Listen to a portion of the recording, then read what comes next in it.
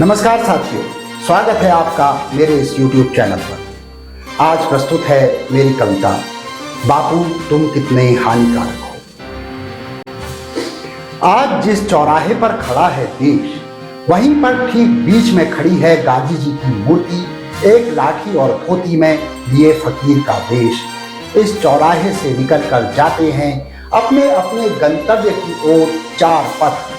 किसी का नाम है सत्य मार्ग, किसी का महात्मा गांधी मार्ग, तो किसी का अहिंसा पथ। चौथा रास्ता जो कल तक एक पगडंडी था, अब बन चुका है राजमार्ग। कहते हैं इसी रास्ते से आया था बापू का हत्यारा। बापू तुम सत्य और अहिंसा के पुजारी थे, जिस पूजा में शामिल हर धर्म जात के नर नारी थे।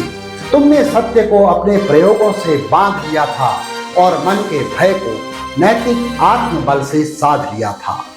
लेकिन तुम्हारे चेलों ने ही तुम्हें आत्मसात नहीं किया और नई नई आजादी के जश्न में डूबकर तुम्हारे सीने से लहू बनकर फूटे हिंसक विचार पर कोई आघात नहीं किया। बापू तुमने ही तो बताया था दक्षिण अफ्रीका का वो किस्सा, किस तरह तुम धकेले गए रेल के डिब्बे से प्लेटफॉर्म पर काली चमड़ी के कारण, और उसके बाद बन गए रंगभेद विरोधी इतिहास का हिस्सा। तुमने कहा था हर हिंसा का प्रतिकार करो, आक्रोश को पालो और संगठित होकर सर्वधर्म संभाव की लाठी ले भय की विचारधारा पर प्रहार करो। लेकिन वक्त बीतने के साथ जैसे जैसे तुम्हारा बुत गंदगी में लिपटता गया, सत्ता की चौखट पर तुम्हारी ही टोपी पहने लोगों के हाथों हर शिक्षा, हर सिद्धांत लिपटता गया। बापू आज मैं देश के साथ जिस चौराहे पर खड़ा हूँ, वहां से आने जाने वाले रास्तों के नाम पट आपस में बदलकर आने जाने वाले नवागंतुकों को एक नया संदेश दे रहे हैं। अहिंसा का अ टूटकर सत्य के आगे गिर पड़ा है और लोग अब बिना जाने असत्य और हिंसा के मार्गों पर चल रहे हैं। तुम्हारी प्रतिमा के नीचे बस चुके लोग ये भी कहते हैं कि ये चारों रास्ते चौराहे से निकलते नहीं, आकर यहीं पर मिल जाते हैं। लेकिन ये लोग नहीं जानते कि सारे रास्ते तुझसे दूर जाकर ही उन्हें सत्ता तक पहुंचाते हैं।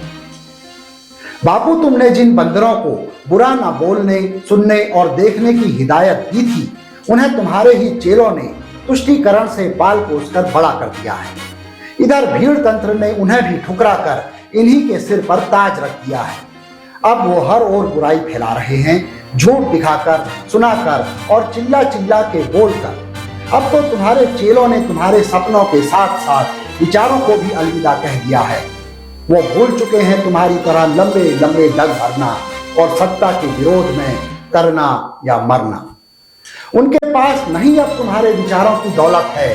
हालात ये हैं, आज उन्हें सुनना पड़ रहा है कि देश जो कुछ झेल रहा है सब तुम्हारी बदौलत है। बापू अब क्या कहूं तुम्हें, पुराने भारत का पिता या अपने ही सिद्धांतों पर लिटाकर अपने ही लोगों की बनाई और सुलगाई एक अंतहीन चिता। तुम जिस रंग भेद के खिलाफ लड़े थे, वो छुआछूत आज भी जारी है।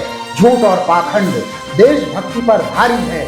सच तो यह है कि हुक्मरानों का कोई रंग नहीं होता।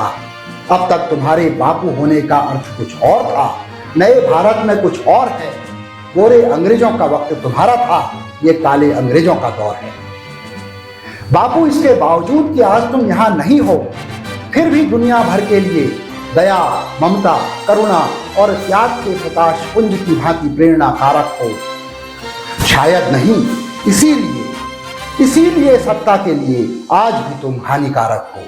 बापू तुम कितने हानिकारक हो। जय हिंद, नमस्कार।